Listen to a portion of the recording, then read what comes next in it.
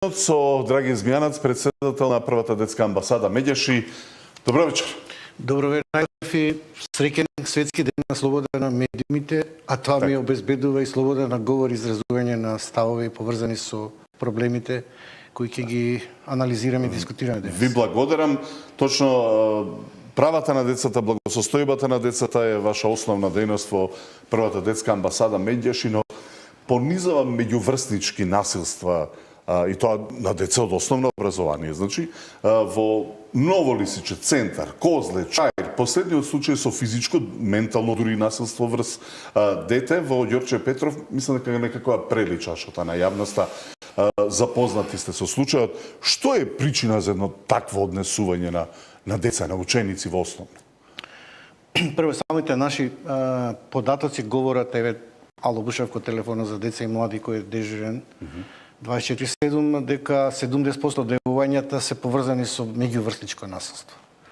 Секако тука спаѓа и физичко, психичко, сајбер насилство и сите форми, и таа бројка посебно се однесува на деца од основношколска возраст. Тоа значи дека меѓуврстничкото насилство или се нормализира, или недоволно се препознава, или многу малку се работи и во воспитно-образовниот процес, и во семејството, и од страна на медиумите, и од страна на граѓанскиот сектор, и од страна на институциите, да се сензибилизираат децата кога го прават, да бидат свесни дека некого повредуваат.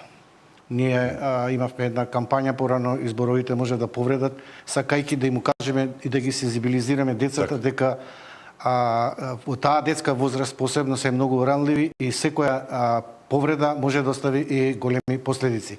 Тоа што се зголемува прагот на бруталност, тоа може да е и рефлексија на она се што децата го гледаат, дали во општествениот контекст, дали во медиумите, дали на социјалните мрежи каде што најмногу се закачени, TikTok, Instagram, YouTube, можеби нема доволно и родителска контрола, можеби е спуштена границата децата да ги користат слободно, а не за едукативни цели за кои всушност интернетот треба најмногу да биде посветен, без родителска, би рекол, не контрола, туку надзор, нешто што на родителот треба да му биде основна задача, да му даде насоки како детето да се заштити од евентуално несакани ситуации во кои ќе западне. Сето тоа тие го гледаат, го нормализираат, го применуваат и никој не го санкционира.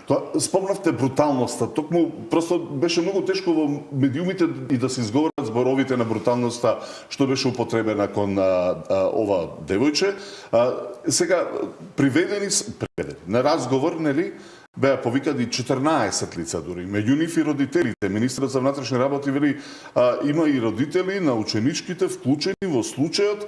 Рече дека тој случај некако ќе се третира во сенка заради тоа што се работи за деца, но какви казни, за кого треба да се преземат според вашето искуство со оваа материја? Тука треба да има и група за поддршка пред се за децата, и сторители и жртви, затоа што и на едните и на другите им треба психосоцијална поддршка за да ја разбера ситуацијата во која се нашле. Второ, одговорноста никако не е намалена на родителите. Тука може да се превземе и родителско советување од страна на институциите, може да се направи и засилен надзор на остварување родителско право.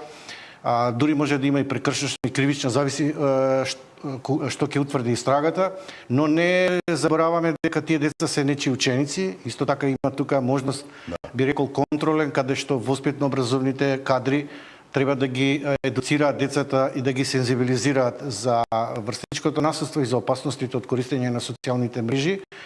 Јас би нагласил дека раководните структури и стручните служби се многу важни, затоа што не секогаш родителите знаат и умеат како да ги едуцираат своите деца околу заштита, околу превенција, околу се она што го гледаат, абсорбираат и применуваат брутално во пракса.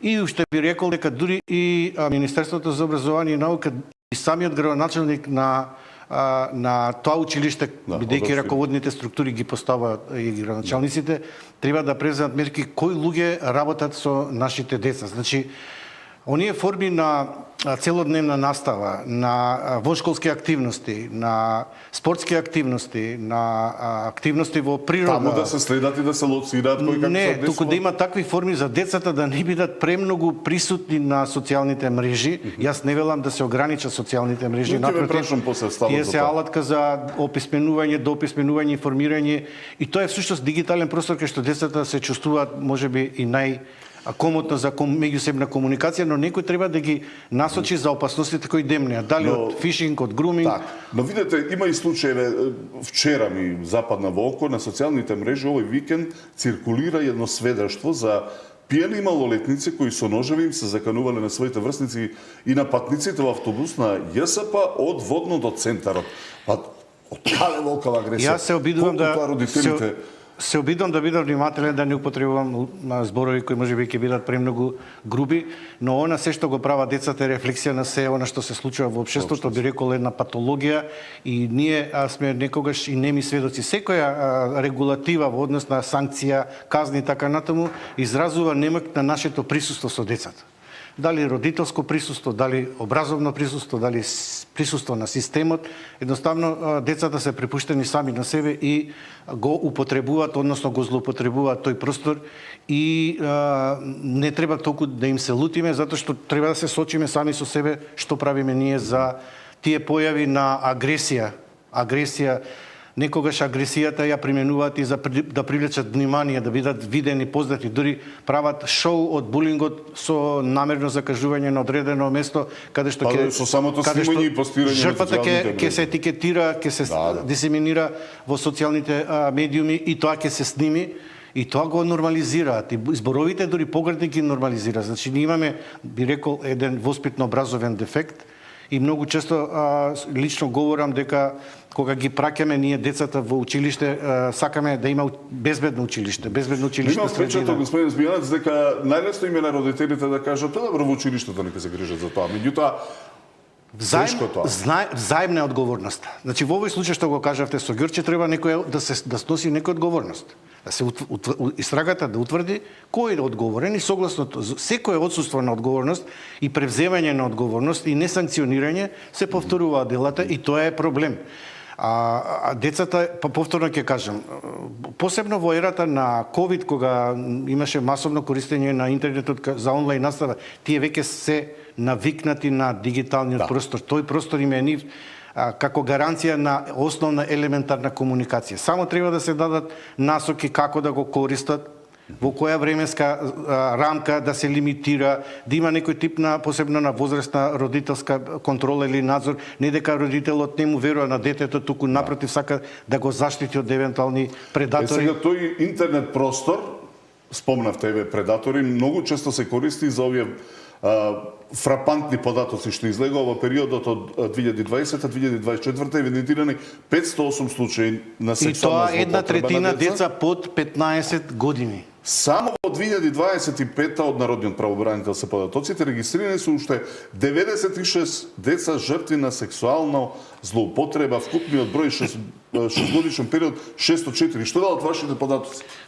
Ние знаете дека уште 2008 и 2014 баравме строго санкционирање на сексуалните злосторници, педофили.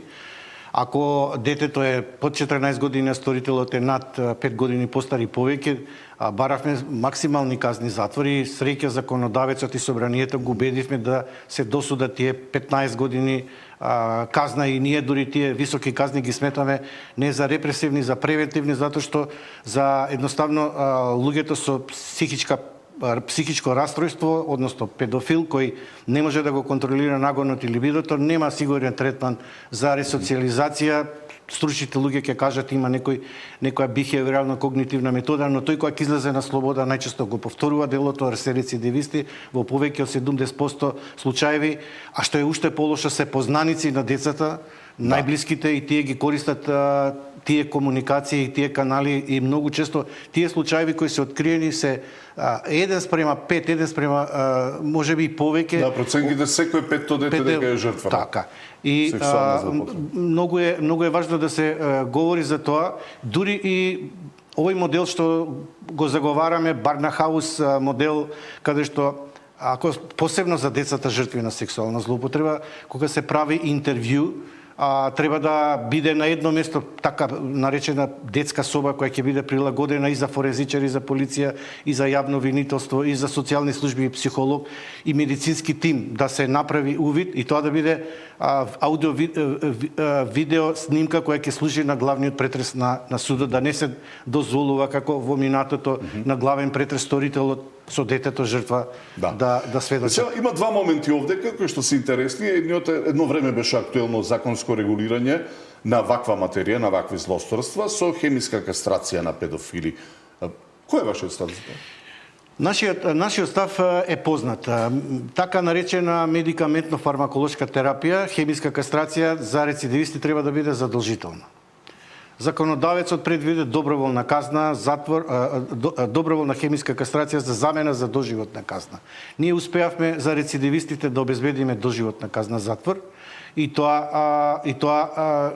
со силно застапување и лобирање. Она што не послушаа од собранието, пратениците е да носат електронски алки кога ќе излезат од затвор, да бидат лесна мета на детекција на институциите, односно полицијата, зашто тие најчесто се инфилтрираат или во училишта, или во спортски клубови кај што има деца. Еве, земете случај со Битола, земете случај со Гостивар. Таму Гостивар, детето жртва на сексуална злоупотреба е возрасно лице кој бил вработен во училиштето. Во два случаја го има. Така, детето го злоупотребил, го силувал, сликите ги дисеминирал и така натаму. Значи, децата наместо да имаат доверба во луѓето кои работат со нив, тие ги злоставуваат и ги. Тоа значи дека овој регистар на педофили докажани осудени дека не врши многу работа? Не, малку е комплицирано. Може да биде функционален само во случај ако институциите кои вработуваат луѓе имаат увид и под одредени законски обврски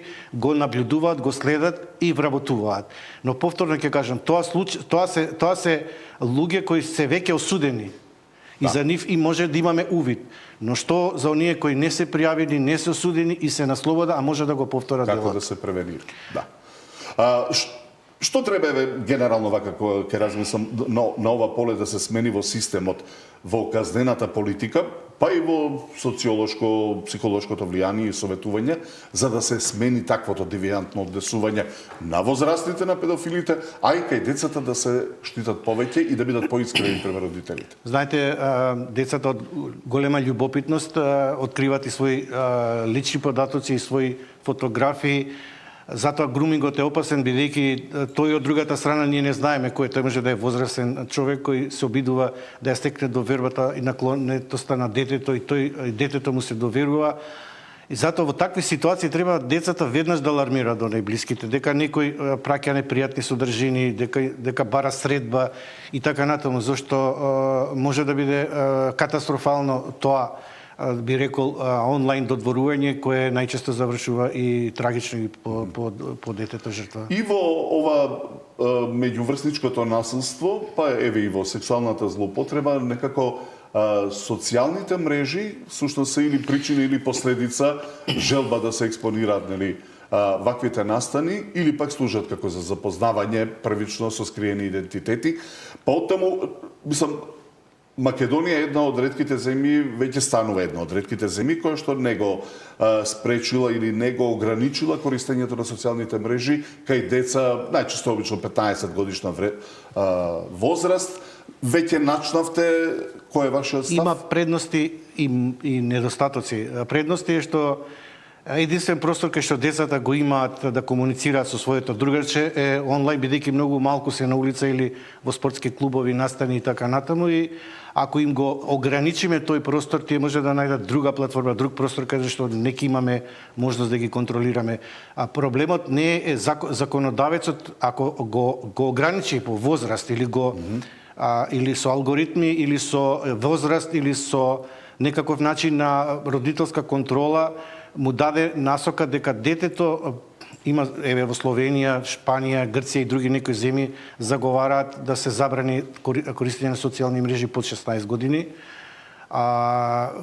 Што може се да се случи во ерата кога бараме дигитална писменост, кога бараме интернетот да ни биде алатка за сознание, кога вештачката интелигенција со сите тие можности кои ги нуди, дали ќе постигнеме целта или повеќе треба да одиме на превенција, на едукација за опасности. Јас тука би го повикал и Министерството за дигитална трансформација, кои имаат можност да ги ангажираат училиштата преку МОН, да се едуцираат што повеќе децата, бидејќи некогаш и родителите се презафатени, нема доволно време Тоа е или најчесто знаење. изговорот кај сите, меѓутоа, може ли да помогне, ако веќе не можеме да ги отстраниме од социјалните мрежи, да овие уреди не ги користат во училиштата, каде што најчесто и разговараат и си ги разменуваат материјалите што се од интерес за децата. Тие и на свеченост некоја или било каква, децата се цело време онлайн. За да ги вратиме малку во Треба да ги парковите и вратиме улиците. у еден во живо комуникација. Едноставно таа комуникација во живо за нив станува се по како да кажам, невозможна мисија, бидејќи многу малку им овозможуваме простор каде што тие во живо ќе комуницираат меѓу себе. И тука морам да кажам дека има префрлување на одговорност од страна на училиштето кон родителите, од родителите очекување кон училиштето. Тука може да имаат голема улога и самите медиуми во некаков тип на едукација преку едукативни програми, но ја мислам дека и самите деца веќе толку многу го владеат овој дигитален простор и се толку дигитални писмени да едноставно можеме само повеќе да го нотираме фокусот околу опасностите од користењето на социјалните медиуми. Добро, продолжуваме да ги следиме случаите. Драги Змијанац, председател на Детската амбасада Беѓеши, гостин во тема на денот. Ми беше драго што ме поканите, се надевам дека барем малку може ќе им помогнеме на родителите, воспитно образовниот кадар, институциите и граѓанскиот сектор и медиумите да се здружиме за да го обезбедиме правилниот раст и развој кај децата. Мислам родителскиот аларм е прв што треба да го разбудиме. Ви благодарам.